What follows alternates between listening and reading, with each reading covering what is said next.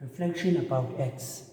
If you reflect this, the image will be like that.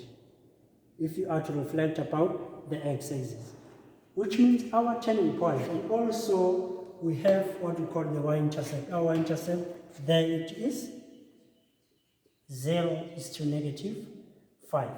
And then if you are to reflect here about the x-axis, you multiply 5 by negative, this would be 5. Therefore, our y-intercept will be there at 5, and then the turning point at positive 9. Let's sketch our graph.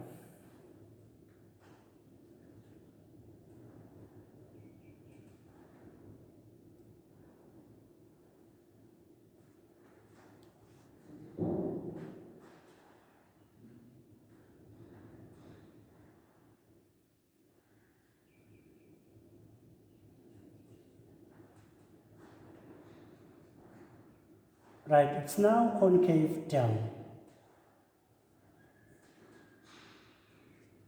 This is the function of g. Function of g is the reflection of f about the x-axis.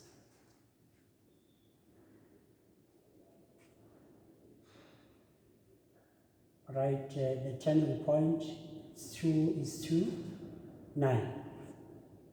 Y-intercept 0 is to 5. The x-intercept negative 1 is to 0.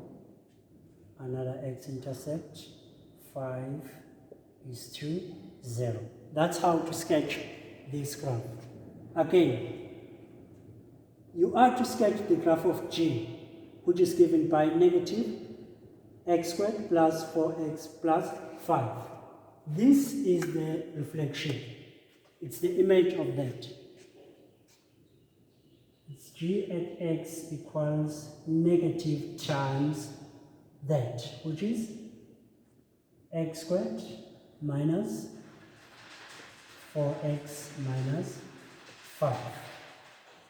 That's the reflection about the x-axis. That's the reason why here we are having this.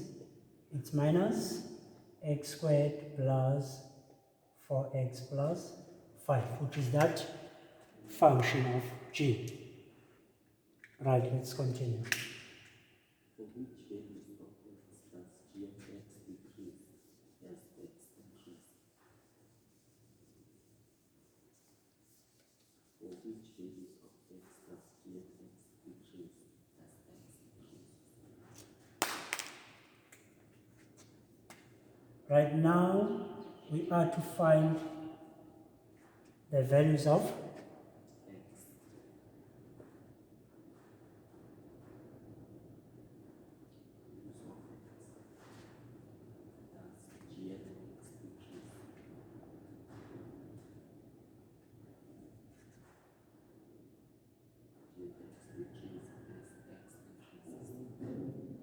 decreases.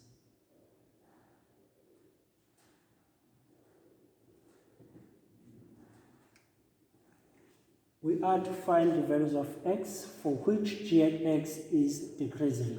Remember, on this side, g is increasing up to the turning point. From the turning point, g is going down. G is going down. X is increasing, but g is going down. X is increasing, g is going down. G is increasing, x is increasing. So we have to find the values of x for which g is decreasing. G is decreasing from that point downward. So at this point, g is at stationary, but just below this point, g is decreasing. Therefore, you are to determine the value of x. At this point, x is equal to 2. But then, Once you are reaching below 9, x is increasing. X is increasing. So for g at x to decrease while x is increasing, it's where x is greater than that value. It's where x is greater than that value at the turning point. Therefore, to answer this question, for which values of x does g decreases? It's where x is greater than the value at the turning point, which is 2. It's where x is greater than 2.